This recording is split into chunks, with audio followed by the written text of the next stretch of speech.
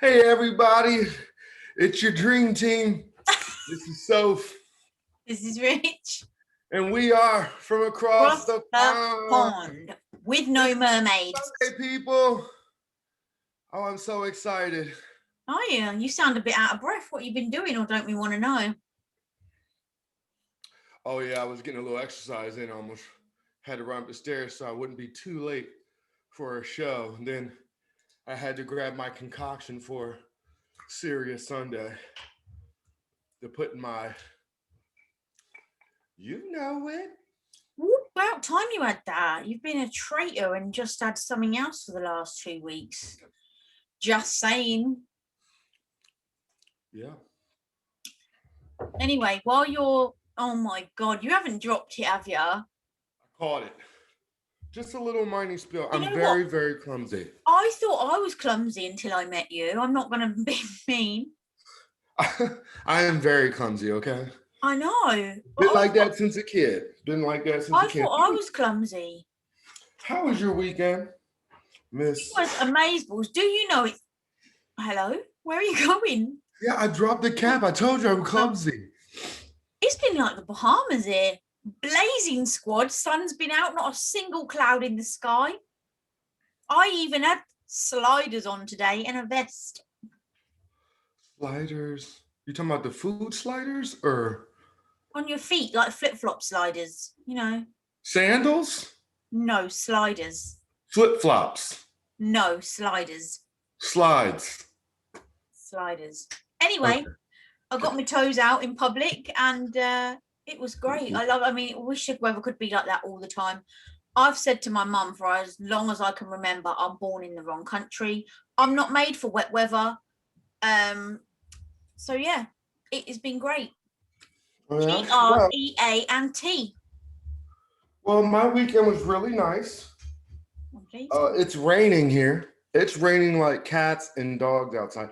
And I always wanted to know who made that saying up, raining like cats I and was dogs. just about to ask you the same thing. But it is pouring outside and there's no sun. It's just raining, and I just got my eye on the creek because I Does don't it want. ever overflow? Yeah, yeah. It's never like came up into my property, but like up on my.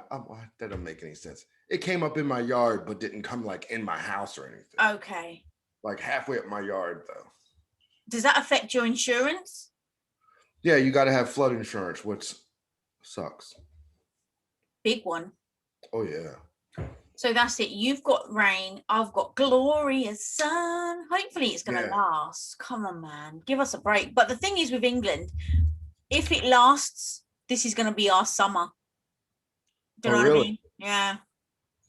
I say that. Last year was a good summer, but... So you don't have spring then, because, spring comes after, winter. Listen, it just makes up its own mind. It'll probably be snowing like a blizzard in a couple of weeks' time, so...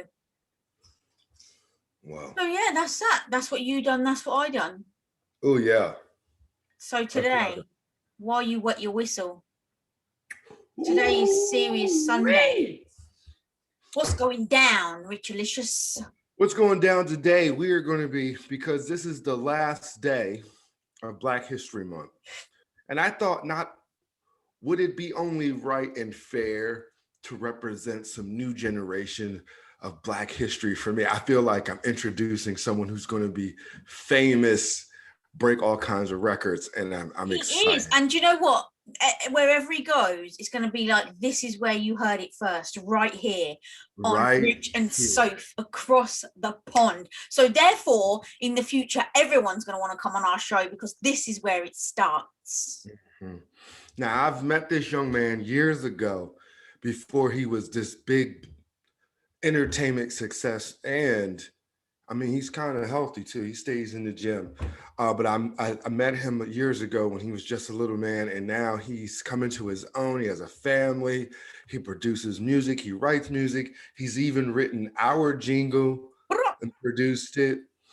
So we are going to be talking to not only the Knoxx himself, a local rapper here. All right, well, you better get ready because he's ready. So we're going to let him in.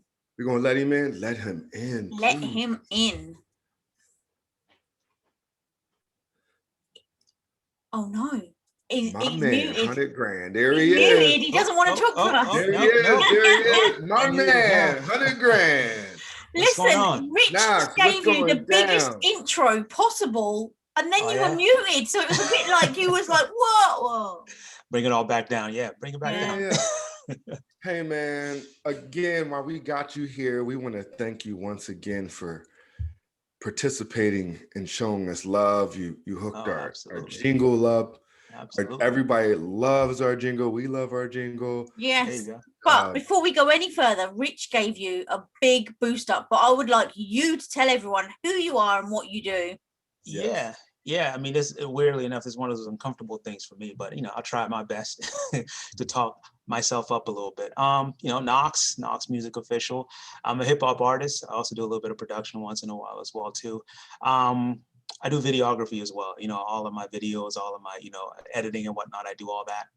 I'm also a father, husband. I have three kids, 3 sons in the house right now. It's raining outside. So hopefully this all goes as smooth as possible because, anyone out there has 3 kids, have any kids in a house when it's raining outside. We know all about it. Alfie has come into one of our shows before. There you go. So, there you go. If it happens, it happens. But you just said, nothing to do with music, by the way, but you just said you find it difficult to big yourself up, right? Yes. I'm going to give you the best piece of advice ever. No one will blow your trumpet better than you blow it yourself. I agree with Get that. it out. You've got to be your biggest fan. I agree with that. No, absolutely. What they say, the humble brag, I guess. But no, I agree with that, definitely. But yeah, just to add on, I've been doing music for about, going on 20 some years now. My birthday is actually March 18th, so I'll be turning 37. I've been doing music for a while. Born West Africa, Sierra Leone, moved over here to America back in 92. I am one of 7 kids, 2 brothers, 4 sisters, and Rich can attest, we're all very close, very, very close. As a matter of fact, I just got done editing some of the stuff for my sister's work earlier today for her fragrance line. So we all work very, very close. Shout out to my other sister who does jewelry. She does custom jewelry, doing some editing for her work as well, too. In the midst of all it's this. A family affair. Oh yeah. We're all very close, and Get the Jacksons. But whatever I lack as far as boosting myself up, they do a good job reminding me, keep doing your thing, never stop. But currently, music-wise, I'm linked up with that Baseline. They're actually a small conglomerate, a team that's building right now outside of New York. We do a lot of we're doing it, single by single, basically working with a producer, funny enough, out in your way, Soph, out in England. There's a producer out there who does all of the production for my work as we release the singles. So we have, the Africa Connect, the New York Connect, and of course out there as well too. So we sort of, trying to, mirror what you guys got going on, building, without the distance being the problem. Yeah, but I've been doing this for a while. You can, catch a lot of my stuff right now on Spotify. Also, social media, Knoxx Music Official, YouTube. It's basically all over the place right now. So now that is what you call an introduction. There you go. We've had it all. And can I just say, 37? I would never have said you were 37. Those trim lines you've got them on point. I feel like I'm sandwiched between 2, like, groomed within an inch of their life, trimmed up. Look, we don't fly. I'm just trying to catch up to Rich. That's all it is. Rich got it. Well, we try to keep the hairlines. There you go. We try. So I got a forehead. Some people think I'm bald. Yeah, lift it up a little bit. Yeah, but then I gotta tilt my head. You gotta bring it down a little bit. Yeah, you gotta find the right angle. My forehead. I just got a big forehead. But anyway. We want to ask you some really deep questions, man. Being that it's the end of Black History Month, I would love to know who inspired you, what made you want to get into the hip hop business industry, as well as being that it's now hip hop is at the forefront. Like we don't even talk about R&B, it's hip hop influenced. If you got an R&B song, there's on that album, there is someone rapping on it. I hate to say it. And no, it's true. It's true. Most collabos, it's R&B and rap together. Or now it's like hip hop and R&B. It's not even R&B and soul. It's just hip hop R&B or R&B. I should have apologized for Rich at the beginning. He likes to fire 20 questions all in one go, and then you're like, "Well, what did you say at the beginning?" So Yeah, no, that's we cool. just That's want to cool. know, like, That's cool. who inspired you and what made you want to get into the hip hop Yeah, no, absolutely. So, I mean, it's a funny story because I am the son of a preacher man. And, you know, growing up within, you know, that religious atmosphere, you know, understanding, you know, the basics of that, you know, what it means to be a decent person, what it means to look out for other people. I got a lot from that. So my dad played a huge role as far as me becoming a man and understanding what it means expectations wise. But taking those lessons and applying it to music, funny enough, DMX, which is really enough the most opposite you can get from the religious aspect, but you know, he does pray and everything in his music. But DMX was the first time I listened to hip hop and said, I could do this. You know, I actually grew up with Kenny Rogers. I grew up with Paula Abdul. I grew up with that kind of music. That's the music I was raised on. You know, Lucky Dube, those kinds of songs is what I was raised on. But I always loved music. I was surrounded by music, especially, you know, back home. It's something that I learned that obviously, as many people know, it helps you cope. It helps you deal with some of the craziest moments in your life. But I never really thought of myself as an artist until I heard DMX. And the reason for that is, for those who are familiar with X, is you will listen to his album and he will give you the raw. He will give you the most straightforward, just this is me. But then he does something close to the end where he prays. He will spend about 15 tracks talking about the devil and what the devil does and some of the stuff that we would say never do that. But then he prays and he sounds just as convincing praying as he did the first 14 tracks. So it made me feel like, wow, I don't have to limit myself to just be this type of person or that type of person. It's okay to be flawed. It's okay to be contradictory. It's okay to be these kinds of things sometimes. And that's when I heard this first album, his debut album, It's Dark and Hell is Hot. That's when it clicked. I'm like, okay, maybe I can try this because I don't have to be perfect. You know, and again, of course, growing up in that, you know, religious atmosphere, the spiritual, sometimes no one intends it, but you feel like you have to live to a certain expectation, live up to a certain perfection. But that is the moment I realized, no, I could be flawed. I could be a little messed up. And hip hop has given me that, you know, since then. You know, you don't have to be perfect. You can mess up. You can release a song that really only you are going to like, you know, and everyone else not really feeling it. But it's okay because you can keep going. You can keep finding out ways to, you know, better yourself and improve upon that. So that was my biggest inspiration music-wise, X. Nice. Wow. I don't know where to come back from that. I was just sat here listening like, sorry, I could keep rambling, but you know. Oh no, it's fine. I mean, we'll just sit back and drink our drink. You ramble. Don't even worry about us. We just, you know, we just work here. Well, I really like that. I really like that you and you said this in the beginning that you were family oriented and you took a piece of life skills and training from your father, who is behind the pulpit. Yep. And you know, some religious, now is he very supportive of the route you went as you started getting into it? Initially, no, which is funny because I found out later on that he was a musician. He was in a band and doing all this. So it's always ironic when that works out. When he was younger, he was chasing that as well too. But he, you know, our culture is very, you know, we push the education route. You know, you have to do this, you know, which is fine. You know, obviously everyone has their own path. But initially, no, he wasn't as supportive. Well, not supportive. It was doing it his own way. Obviously, he was. Do you think, sorry, that was because of the type of music? If you'd have said, "Oh, I want to be a gospel singer" or something like that, he would have been like, "Yes, I'm all for it." No, I think it's little about the music and more so about take this path, you know, get your degree, do this and do that, which again is fine. You know, everyone has that path. Mm-hmm. You know, growing up, that's the way he was raised. But I think as I did it and showed I was passionate about it, wasn't just some hobby, he found a way to, you know, build, you know, an understanding of it. So a little story where I spent a lot of years, of course, as a boy, you're trying to impress your dad. You know, I'm trying to like, Dad, you know, I wish you could just have me spit this flow, you know, do something to put these rhymes together. You'd be feeling this. But, you know, we never really clicked, but it was funny. One day he surprised me. He bought a, not bought, actually, he came in, just simple thing. He came into the room where, you know, I lived with my parents at the time and just said what he heard was pretty good. Just those two words. That sounds pretty good. That had me so hyped. Like, it had me so hyped. I remember just hopping in the car, going out, buying whatever I needed, equipment-wise, coming back home and just going at it. You know, just those simple words. Again, that taught me what support is sometimes. Just someone just showing that little bit of understanding, a little bit of, you know, interest would just literally motivate you. So. What would you say so far has been the biggest, like, obstacle or hurdle for you to try and overcome?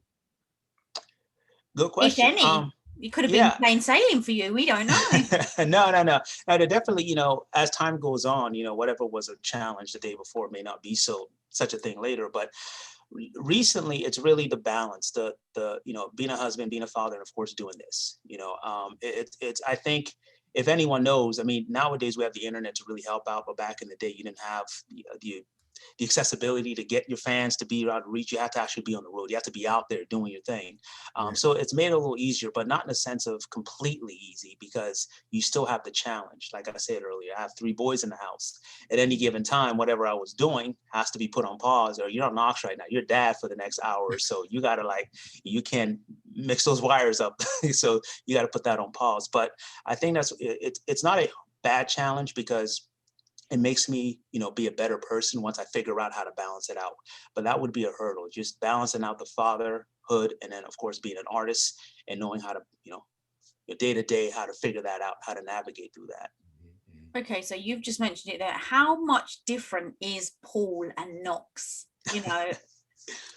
Good question. So I have a corporate job. It's a good example. I have a corporate job. A lot of people they see me in the tie, the suit, and the button down, and that's Paul. That's really Paul. That's really, Paul is, these are your rules. Okay, I'll live alongside those rules. I'll make it work. I'll exist within that space and be successful. But Knoxx is, the hell with your rules. Those are your rules. Cool. You want to write music that way? I'm going to write it this way. That's hip hop to you. This is hip hop to me. Knoxx says, I am not going to be contained in a box. It's the time I get to be that part of myself where it's no rules here. Whatever I feel, if I felt inspired by Paula Abdul to write the grimiest hip hop song ever, I'm going to do it. You can't question it, because this is my world. This is my box. So those are the 2 biggest differences there. And does that ever work with your wife when you break the rules and you're like, it wasn't Paul, it was Knoxx? Sorry about that. This was Knoxx. Yeah. Well, it wasn't me. It was Knoxx. Well, what I have figured out how to do is when Paul messes up, Knoxx writes a love song. So not that old chestnut. Oh my goodness. You so we're gonna delete that part out, right? We're gonna cut that part out. No worries. You just gave up one of the secrets. I know I did. I slipped up. No, but it is the balance. It's a constant balance. Okay. Now let me ask you a question, because I got a few of your albums, and each of them you have grown on each album. Thank you. Now, let me ask you a question. Is it because I write, okay? So I know sometimes I could get in the zone and I can write 2 or 3 poems a day, and then I have writer's block, and then I probably won't get back to it for maybe 2 weeks later. Yeah. My thing for you is, because we believe in, me and my partner over here, we believe in consistency is key. So over your albums, do you see the growth, and does that drive you to keep making the hottest album you can possibly make as you continue on this journey? Yeah. You the best way forward sometimes is taking a few steps back. So you revisit and see, what the sound changes. The thing about music is it's really just, it evolves.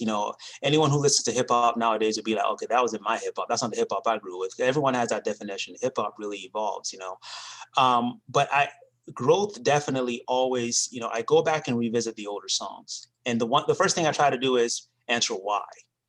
Why did I make that song? Why did I make that song 10 years ago? Why did I make that song 5 years ago? I try to figure that out. If I don't have an answer for that particular song, then I try not to revisit that sound, because obviously until I figure it out, I feel like I don't have control over that. I feel like, because as an artist, things just go through you. It doesn't necessarily mean that you should create something just because you were inspired to do so. I try to get an understanding first before I put the pen to the pad, before I make the music. I try to get a full understanding. And it's just maybe the control aspect of that.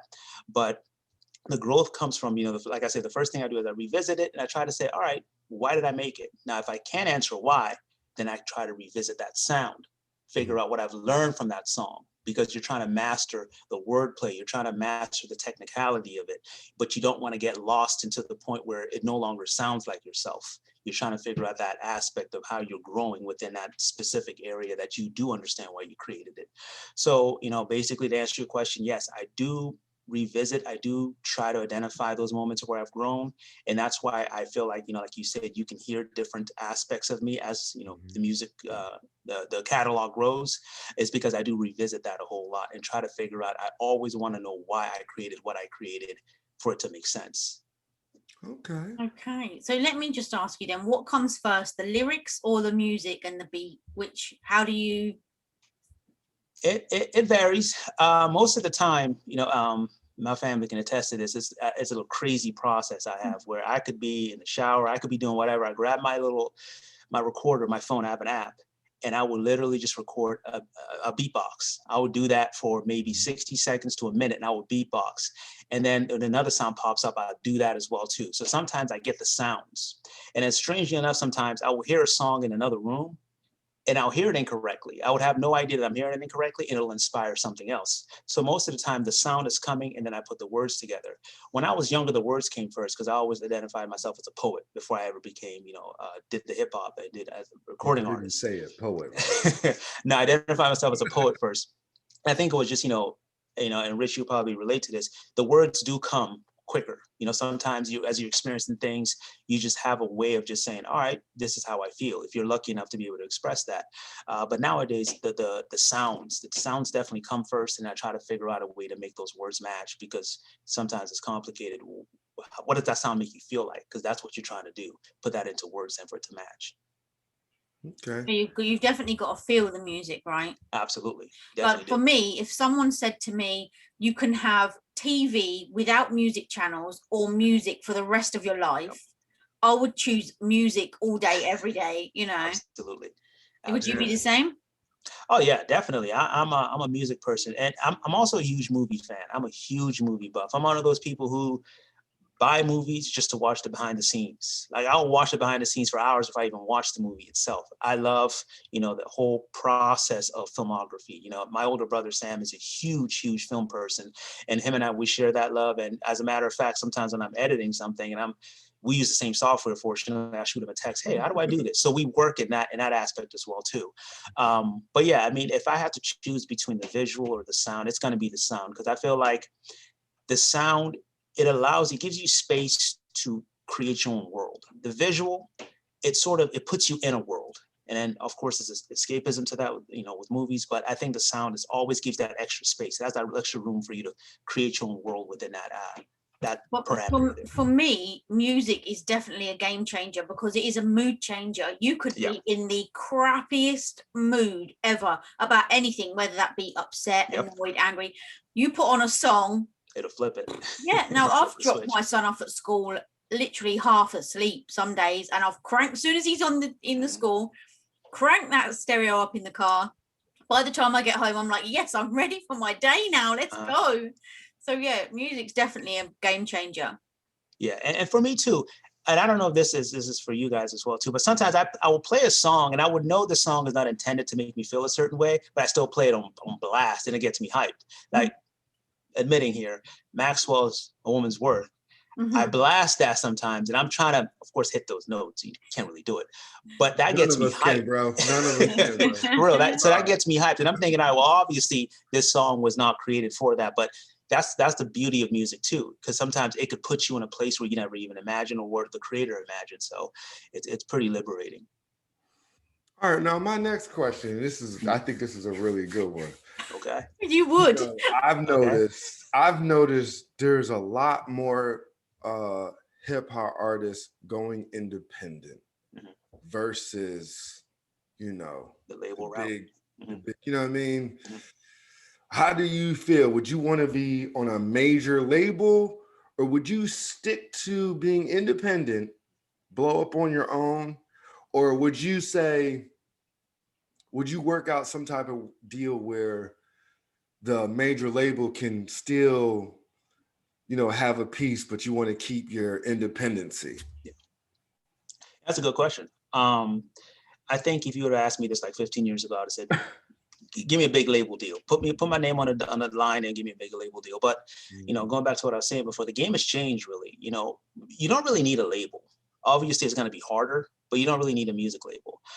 Independent route to me is where I would pick, because I have much more freedom, much control over my art. But obviously, again, at the end of the day, the money, that's where the label will come in to help distribute. But again, you have to figure out where that contract is. But if I had to make a choice, I would be independent because, again, going back to Knoxx, I don't want you to tell me what kind of song I should be making on any particular day because you read some report and this is what a certain demographic likes. That feels like it's no longer art. It feels like it's no longer why I do this. It feels like now I should be coming in here with a suit on and a tie as opposed to just being comfortable in recording and writing. So can you elaborate more on that? Because when I say independent, I'm just going like, yo, I don't know the difference between independent and major labels. So could you break it absolutely, down? absolutely. Yeah. Give me a little back. So the main difference is, for instance, like one of the things that I'm doing right now, what I say with Baseline is we're all independent.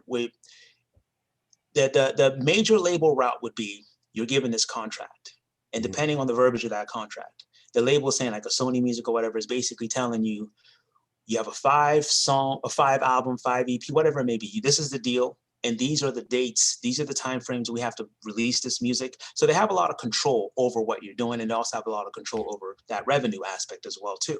So that you're part of that machine now. You're part of that label, depending on that contract they give you. The flip to that though is if you're independent, you only may be looking for a distribution aspect. So Sony Music or whomever may have the money, they may have the resources to put your stuff out there. So all you're saying now is, all right, look, I'm coming to you guys. I already have 1 million followers on my own. I already have a bunch of people streaming my music on my own. I'm trying to help y'all. Just, let's help each other here. I need the money. I need the resources to push my music out there. But you guys aren't taking this or taking that or taking this. Okay. I'm going to basically tell you, look, I already have this. I'm just saying, can we work together to get my music? So you're still independent. You're still going to be doing your own thing. You don't necessarily have to even go to like a major label for distribution. There are a lot of other aspects you can go to and still remain solely away from any major label. For instance, there's a DistroKid, there's TuneCore. There are a lot of services that are available now for artists where you never even have to look at a contract from a major label until you're ready, until you want to. But it just requires a lot more work because obviously everything is coming out of your pockets for you to be able to push the work, for you to be able to get the marketing and the promotion out there. Well, you get to keep control though, right? You get to keep control. So that's correct. Obviously, that's Correct. Priceless, right? Absolutely. Otherwise, while there are a lot of artists right now that I do, I've grown to like, I think at the end of the day, it just sounds so similar. So it loses. For me, hip hop was always about, and this was just my generation where I feel like hip hop right now should be, it's obviously, as Rich, you were saying, it's obviously the #1 genre, but I think it's the #1 genre for all the wrong reasons. I think it's because it's the #1 genre because it's so easily marketable. Everyone wants to be hip hop. You go to a TikTok video, everyone's taking a hip hop song and doing a dance to it. For me, I think it's all for the wrong reasons. Hip hop to me is, you talk about the coronavirus, you talk about economy, socioeconomic issues, you talk about, it does not necessarily have to be all like, KRS-One out in your face and crazy all the time. You could find ways to do it. But I think right now with everything going on in the world, that's why hip hop should be #1, because everyone should be able to say, I've had enough. I'm angry. This is my voice. This is what I want to talk about. These are the problems I see with everything going on in the world. Because hip hop, at the end of the day, in the essence, is really the voice to those who feel voiceless. That's where it came from. That's where it came from New York. It was people who were basically disenfranchised, and they found something. They created something. But I think right now we're dealing with a hip hop that's just easily marketable. When something's easily marketable, anyone's going to try to make a coin off of it. But I think that's why my issues with hip hop's popularity is I don't think it's being pushed right or created correctly, because it's so easy just to make money off of doing what everyone else is doing. But in its essence, I believe that it should be great because everybody's going through some stuff right now. And this is one way for you to really put it out there. I hear what you're saying about that, because obviously you're saying about you can get a message across, and whether it be corona or world issues, correct. It's not really going to sound the same if you're slow jam R&B in it, isn't it? So correct, I totally see where you're coming from there. Correct. But you're like a solo artist. Would you ever consider like joining a group or doing it with others, or you sticking to flying the solo flag? Oh, yeah. I mean, I'll always, if there's ever an opportunity that came up that made sense, my collaborations are very short. It's a short list. And that's because it has to make sense to me. Obviously, if someone like a Drake were to call me up, think about it. I'm not saying I'll hop on it right away, because at the end of the day, to be honest, while obviously, Paul, this should change your entire life. But what does that mean? You know, what does that mean at the end of the day? You know, and little story before I even move forward with this answer. It was about maybe 16, 17 years ago. I had a phone call from a Sony Music exec. It came from a block number. They had a down here in Harrisburg. They had a level 2 was the club, and they had like a huge event there. One of the guys working there, Mark, was a good friend of mine. We used to work together at the Hilton. We used to be valet.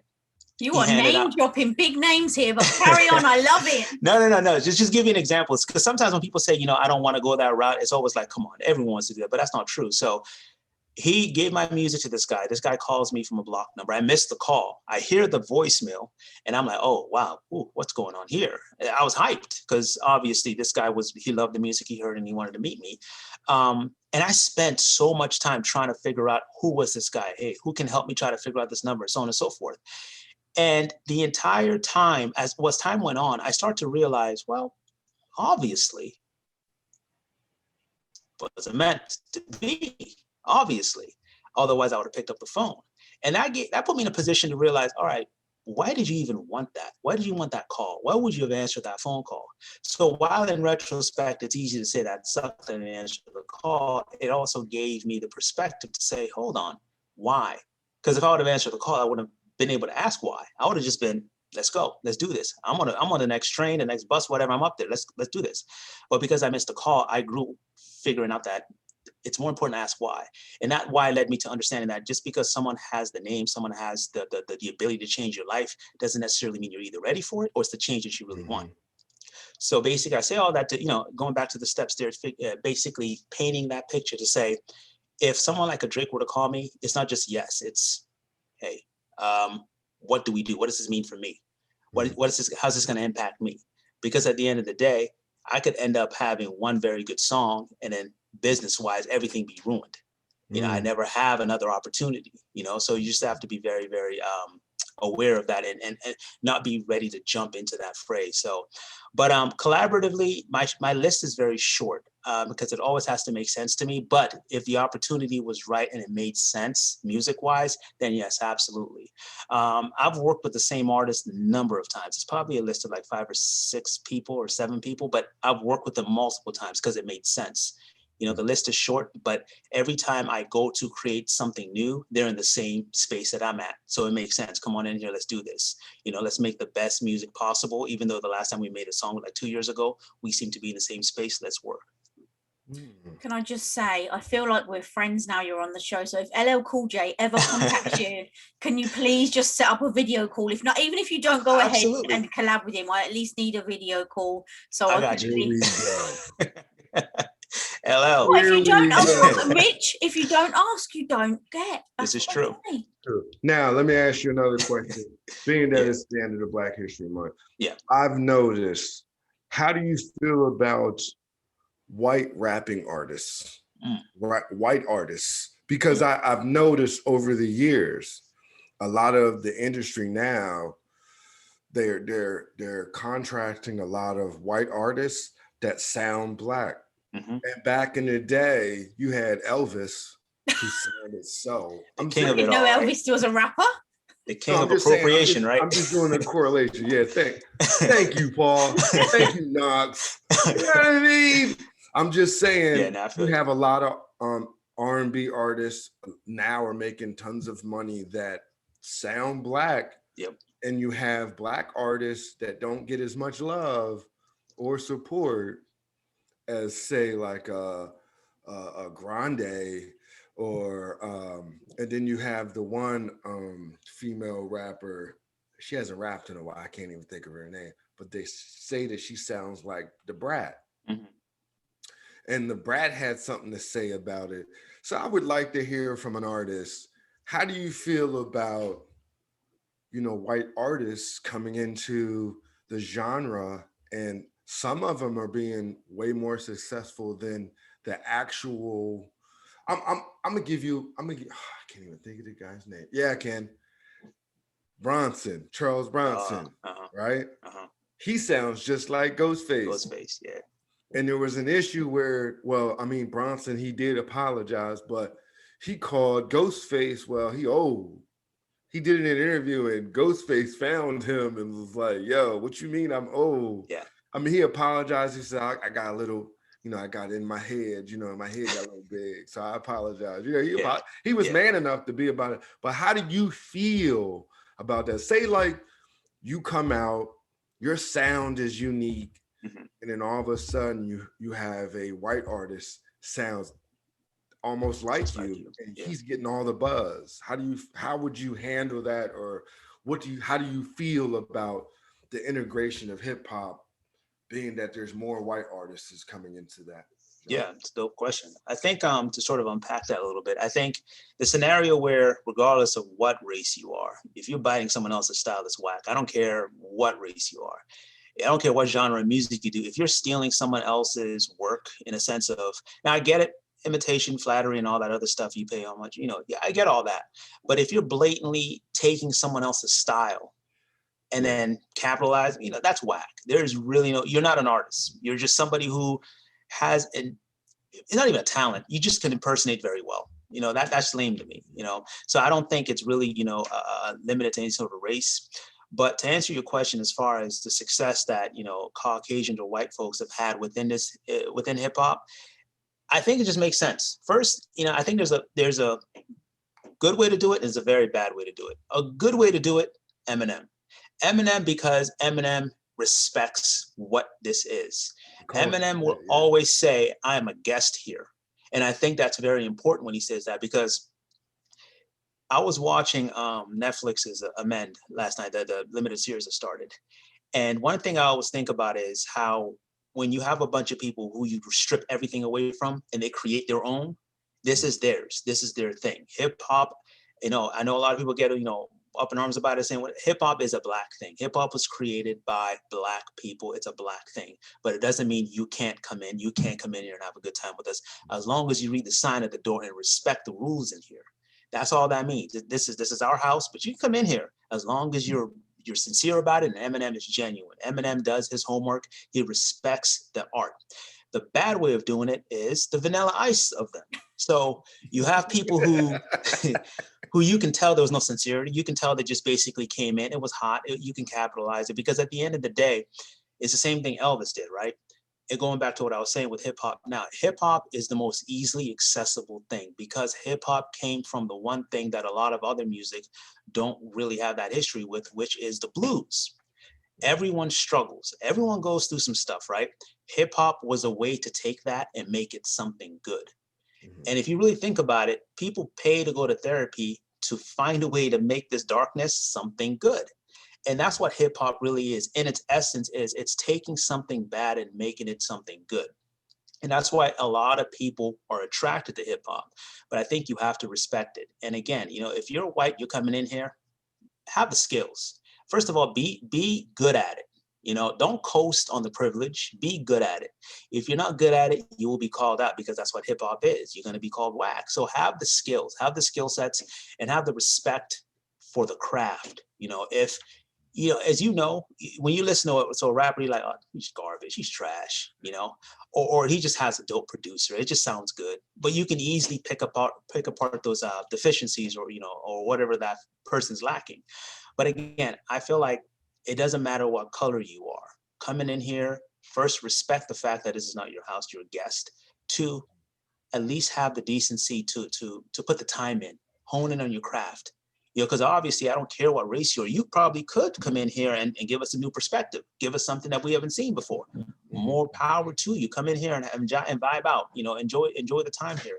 But don't come in here and just coast on your skin color, because you will be called out on it. Miley Cyrus, right? I'm gonna go to Miley Cyrus right for a second. Now, Hannah Montana, I think she's a very talented young lady. Miley Cyrus is very talented. So whoever, Miley Cyrus fans, my bad. But I think she's very talented. But my biggest issue with Miley Cyrus was she was somebody who used the privilege. So if you go back a few years ago, Miley Cyrus made music that was so heavily hip hop influenced.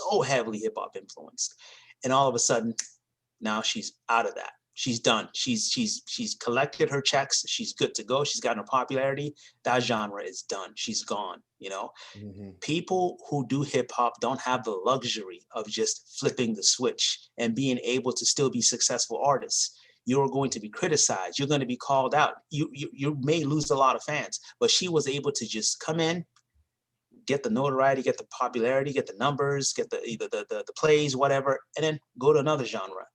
So that's my issue with that a lot. You know, I feel like you're disrespecting the art. I feel like you're disrespecting all the blood, sweat, and tears that went into creating it when you could just come in, whatever, dip out and be gone. And also, the last thing I'll say to this too is, this is just me personally, but I feel like if I were to if I wasn't a hip hop artist and I did country music, I feel like I would always find a way to show people how much I appreciate that culture, how much I appreciate the people who are part of that genre. You know, it's not just me putting on cowboy boots and, you know, and a hat. I'm talking about being amongst those people. If they're going through some stuff, I'm going to use my voice to say, these people are going through some stuff right now. There are people in this part of the world that are struggling right now. And I know this is the music you're listening to, so I'm going to use my voice. So I feel like if you're going to do hip hop, you have a responsibility. If you have the privilege, if you have the platform, you have to use your voice to talk about what those people are going through, because they're the ones that created what it is that you're using right now. So you have a responsibility. Yeah, I like that. I like that. Now, I just got to say, you mentioned Vanilla Ice. Was it the bad haircut and the outfit that really killed it for him? Oh, Vanilla Ice. Vanilla Ice, I mean, it's fun. It's a fun song. But I think one of my biggest issues was when he attempted to make it seem like he obviously didn't steal from David Bowie, which is the weirdest thing in the world, where he tried to make it seem like that music, those arrangements were different. That to me was like, dude, you're a clown. Come on. Everyone knows. Like, I mean, at least tip your hat, show respect, and keep it moving. But that was it for me. Like, this dude's a clown. So I don't have a lot of respect. Okay, well, before we I know, I was just about to say, an hour when we really get into it is never ever enough. As like Richard always comes with a list. He always comes with a list. I wing it along the way, and as we've been talking, I'm like, oh yeah, don't forget to ask this. Yes. Time's just running away. Hold on, before Richard says his thing, because I've got one more question. Absolutely. Knoxx, where's that come from? Where's that name come from? All right. So make this a very short answer. School of Hard Knocks. Okay. Basically, I grew up understanding that the experience is much more valuable than sitting in a classroom. That's just the experience. That's just my viewpoint. So obviously, Hard Knocks is what I used to go by like for years. But then I like, you know what? I feel like if someone's listened to my music and they went and heard Hard Knocks, they're going to be sort of like misled, because the music is not that grimy. It's not hitting like that. So I figured, you know, Knoxx is just simple, it's straightforward, you know, to the point. Sometimes, you know, branding, the quicker you get to the message, the quicker you get to whatever it is, the better it is for your consumer base. So just Knoxx. Okay. How'd you go, Richard? That was nice. I just want to say, I always wanted to say this, that I love this question. Your top 5 in hip hop of all time, baby. I've been waiting. This is the last question, yo. Top 5 of your it's the last one from Rich anyway. Top 5. I mean, I would say a lot of people will be like, okay, this is my top 5 right now as I'm answering this question, because, you know, obviously this list is a little fluid, but top 5. And do I have to put them in order? Right. Okay, just we're not asking like 1, 2, 3. Okay, all right. No, just top 5. Just saying top 5. Top 5. All right. Hip hop. X, DMX, Biggie, Black Thought. That's nice. Man, it's getting tough now. Yeah, because I'm like, all right, well, I'm trying to make exclusions here. Oh man, all right, I'm gonna have to go right now. Talib Kweli. And last, and this is basically, you know, you give a shout out to him earlier, but it makes sense to add him on this list. LL has to be on the list. I was just about to fall out with you, but I think LL, you know, obviously because of his ability, how diversified he is when he makes music. I mean, the dude can rap on a track with Method Man and all those other dudes, and then makes like pop music. He's LL, so LL's got to be on the list. All right, we can still be friends, but hold on, before you go, there, Rich. Now, you know I love to put people on the spot, right? Especially you. Like, we'll be on a live, and I'll say to Rich, bust out some poetry. So I'm going to put you on the spot, and I'm going to say, Knoxx, Drop some bars for us before you go. Come on now. I wasn't gonna do it. She did that. Rich had no idea. I just love to chuck it in there. Just throw it at it. Okay, all right. Now it's got to be like edited, censored, or whatnot, or can I just do my thing? No, whatever you want. We don't do all that, man. You go for it. This is real deal. If he swears, Mom, I'm sorry. All right, because it's Black History Month, so I try to do something here real quick. All right. Only if you take time and go backwards would you see why I make white money using black words. Pain is money, and y'all know that the truth hurts. It was at birth first. He handed me the talent, the world's faith, and opened my hands. I had to balance. No other man alive has heard him cry. No other man breathing has seen this world grieving. What I believe in is that y'all be seeing what I've been given the moment I am leaving. Stood tall and firm, never gonna give in. Envision my children with wisdom, the millions of witnesses, sickness that kept us. Lost and forgotten. The Lord never blessed us. Oh man, like hope just left us. Hate is a syringe. Mother, please caress us. I'm slipping a little bit, but I'm a freestyle a little bit. Pick words out of the air. Is it fair? Nah. Can you share what you have on your plate? No hate. Look, don't hesitate. Just go for it. Go for it. I repeat myself because sometimes you got to say it twice. Yeah, I'm not nice. Don't need a microphone, but yo, I'm alone in this room now. Yo, is it doom now? Is it doom and gloom now? Sometimes you got to make the words rhyme a little bit better. Yo, is it for the cheddar or do you do it for something a little bit better? Maybe for the consciousness. You do it for the kids. You do it for the loved ones. Yo, I'm trying to just hug once. Hug once. Did it make sense? It don't matter. But it did flow right. Did it flow right? If I go right, would you go left? No breath. All death. But we still praying. We still staying. Right here, mama. I'm still right here. So. Oh, wow. That's what I'm talking about. And listen, for them reasons. Tell everybody. Hold on. For them reasons alone, you need to carry on blowing that trumpet. Yes. Yo, I'm talking about straight fire, yo. Sway, thank you. Appreciate it. Show, yo. Sway, if you watching my show, yo. No, I appreciate it. I didn't do a 5 Fingers of Death, but god dang, he was on fire. And on the spot as well. Yeah, no, I appreciate it. You got to say it twice. Yeah, it's great exercise. So thank you for putting me on the spot to do it. It's rare I get to do it. My kids love it. Like sometimes we do the little freestyle thing and they just love it.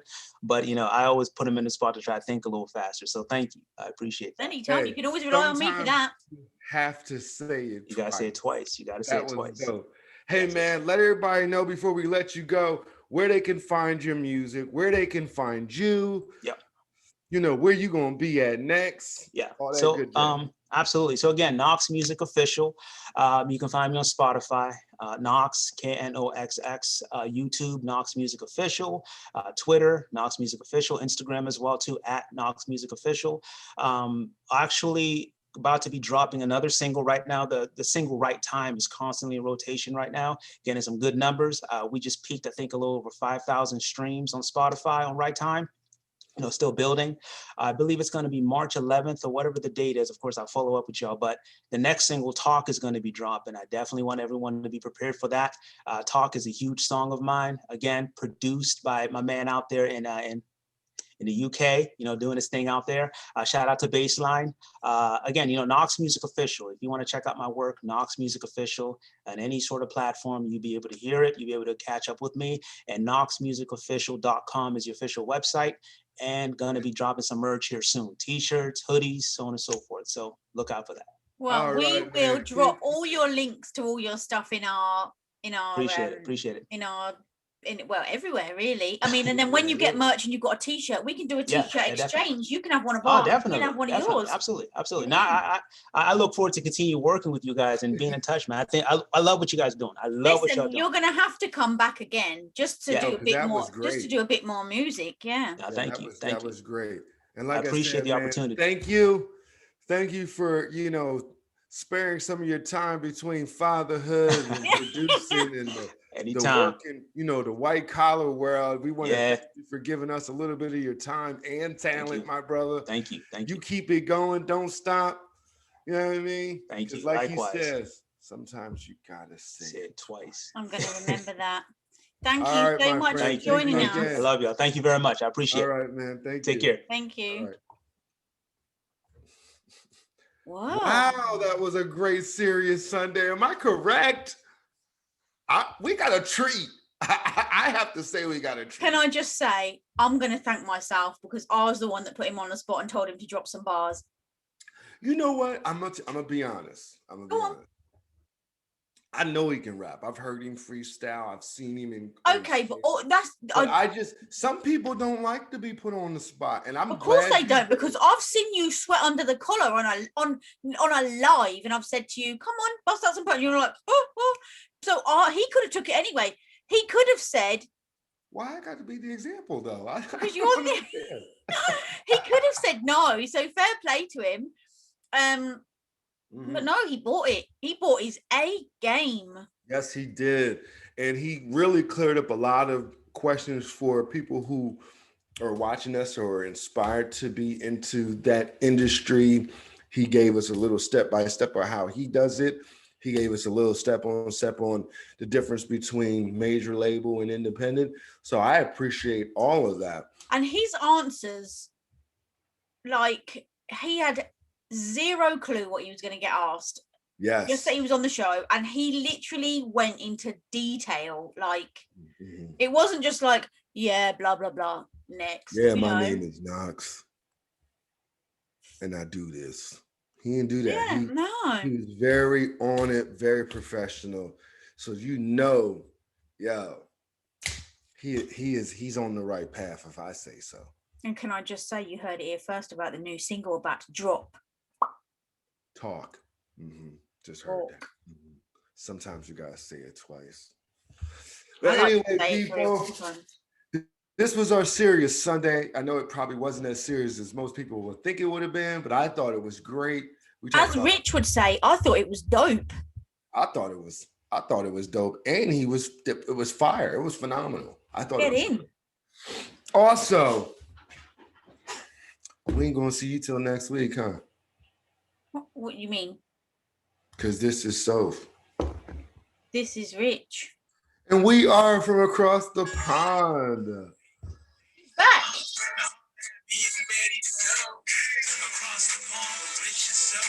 What?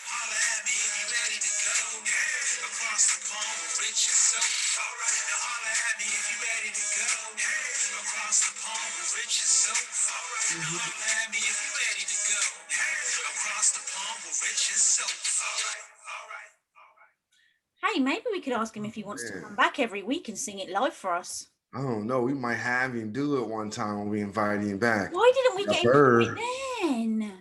Yupper. All right, Richalicious. See you next week. See you next week. Yupper. Have a lovely week. I hope your rain goes away. Don't send it back to me because I ain't interested. You need to send it back to the UK. I think you brought it over. No. No, thanking you kindly. You have it back. No. Laters. Later.